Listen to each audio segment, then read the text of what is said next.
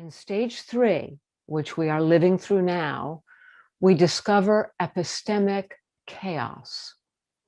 In this stage, those unprecedented concentrations of knowledge are analyzed and modeled, producing powerful new capabilities that boomerang back to the source with a range of targeting mechanisms that can influence, manipulate, and even shape behaviors in ways that increase engagement in order to expand and accelerate ever more predictive data extraction.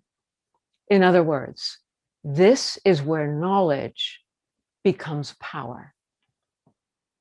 These methods produce epistemic chaos with profit-driven targeting and algorithmic amplification of corrupt information, much of it produced by coordinated schemes of disinformation. To understand the economics of epistemic chaos, it's important to know that surveillance capitalism's operations have no formal interest in facts. Massive scale extraction is a relentless economic imperative. And as a result of that, all data must be welcomed. They are welcomed as equivalent, even though all data are not equal. Extraction operations proceed with the discipline of the Cyclops, voraciously consuming everything it can see, but radically indifferent to meaning, sense, and truth. This indifference is baked into the cake. For example, in 2017, former Google CEO Eric Schmidt acknowledged Google's role in spreading misinformation, citing the algorithmic ranking operations and the machine's inability to identify corrupt information. Here's what he said, quote, "There is a line we really cannot cross. It is very difficult for us to understand truth." Now, I want you to think about this. Here's the largest data company. Its mission is to organize and make accessible the world's information. And yet it cannot tell the difference between a truth and a lie.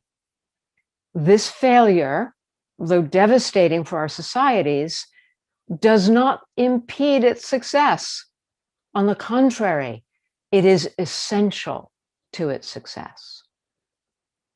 Look, in a leaked memo, a Facebook executive named Andrew Bosworth describes the same structural disregard for truth and meaning baked into the cake. He says, quote, "We connect people. That can be a good thing if they make it positive. Maybe someone finds love. That can be bad if they make it negative. Maybe someone dies in a terrorist attack. The ugly truth is that anything that allows us to connect more people more often is a de facto good. Make no mistake, growth tactics are how we got here. We still wouldn't be half of our size without pushing the envelope on growth. Pushing the envelope means that these compulsions are so great that the extraction imperative cannot decline a single morsel of data.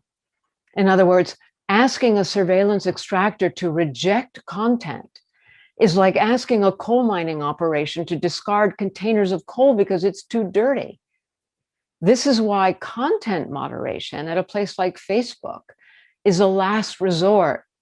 You need to think of it as a kind of public relations operation in the spirit of ExxonMobil's much discussed social responsibility messaging.